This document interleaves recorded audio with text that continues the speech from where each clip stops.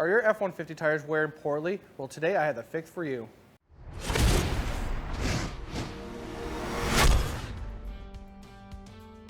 When lifting your F-150, sometimes you can't get the alignment right and it chews up the tires. Well, SPC made a control arm to address that issue. These SPC control arms are sold as a pair. They come in a high forged construction with a high angle ball joint. There's plenty of adjustment for the camber on this control arm. Now let's get these control arms installed to fix that tire wear.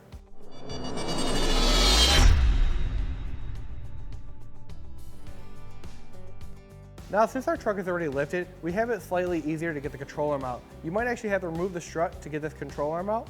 Now we're going to start by removing this ball joint. Grab an 18mm socket or wrench, loosen the nut,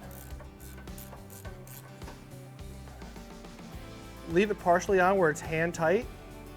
Use a hammer to hit the knuckle to break it loose. Then pull down on the control arm to loosen the nut.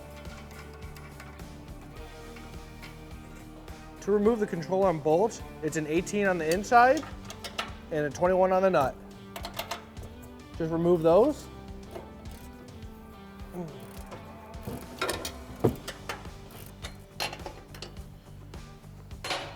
Do the same on the other bolt.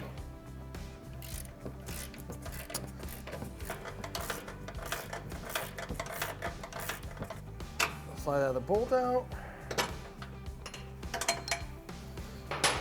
And then move the vacuum lines out of the way and slide your control arm out. SPC gives you a lot of adjustments for a camber to move your ball joint around. I'm not going to show you them all. I'm just going to show you what we're doing for this setup. You can move this lock washer to make your adjustment. I set ours to the 1/2 degree. After you did that, slide it into the control arm, slide your washer on, and put your nut on. After you did that, put it back in the truck. Slide it back in the control arm pockets. Slide your bolts back in.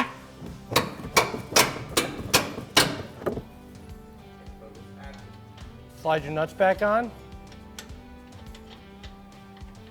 Now I put my bolts from the outside in just to make it easier to take them out. Lightly snug your control arm down, then put your ball joint back on the upper control arm. Put a jack under the lower control arm to get it back to ride height, then you can torque down the upper control arm. Slide your control arm back into place. Grab the supplied nut. Use a 22mm socket.